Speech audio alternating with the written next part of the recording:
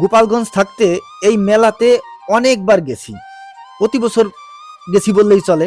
তো এটা হচ্ছে রঘুনাথপুর খেয়াঘাট বলে। এখানে বুড়ি মায়ের একটা মন্দির আছে, বা বুড়িমার গাছতলা বলি আমরা। তো এখানে যখন পড়তাম তখন প্রতি বছর এই মেলাটায় যেতাম। তো এইবার দিদি বাড়ি আসার পরে এই মেলাটা ভাগে পেয়েছি, তো সেই মেলাতে চলে গেছিলাম। তো আসলে সাথে যাওয়ার মতো কেউ নাই, বন্ধুকে কল দিয়েছিলাম, বন্ধু বললো যে দোস্ত আমি তো আজকে যেতে পারবো না, তো আমি একা একাই চলে গেলাম। তো এই যে হচ্ছে রঘুনাথপুর খেওয়াঘাটের মন্দির, এই যে হচ্ছে সেই মন্দিরটা। আর এটা হচ্ছে একটা বট গাছ, গাছের নিচে দেখুন সবাই প্রণাম করতেছে, ওখানে পূজা দিচ্ছে।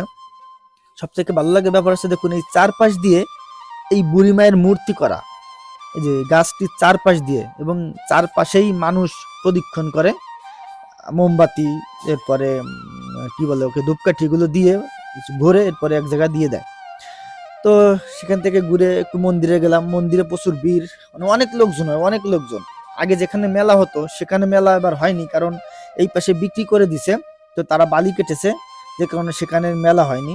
তো এই মন্দিরের সামনে রোডের ওই পাশে গিয়ে হচ্ছে মেলা হয়েছে।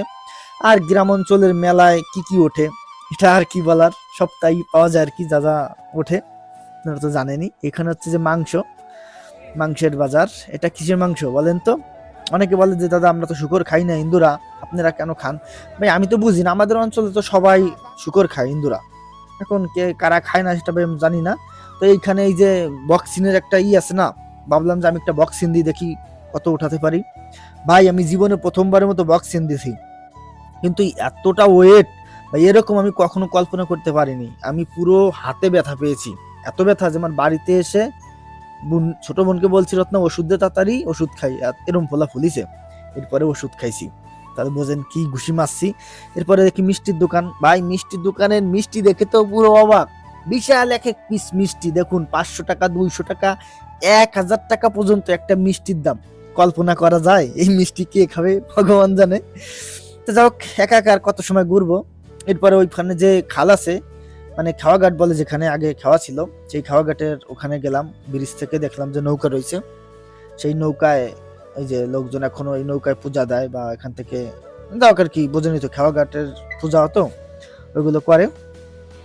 তো সেখান থেকে দেখলাম, দেখে ঘুরে ফিরে এরপর বাড়ির দিকে চলে আসলাম।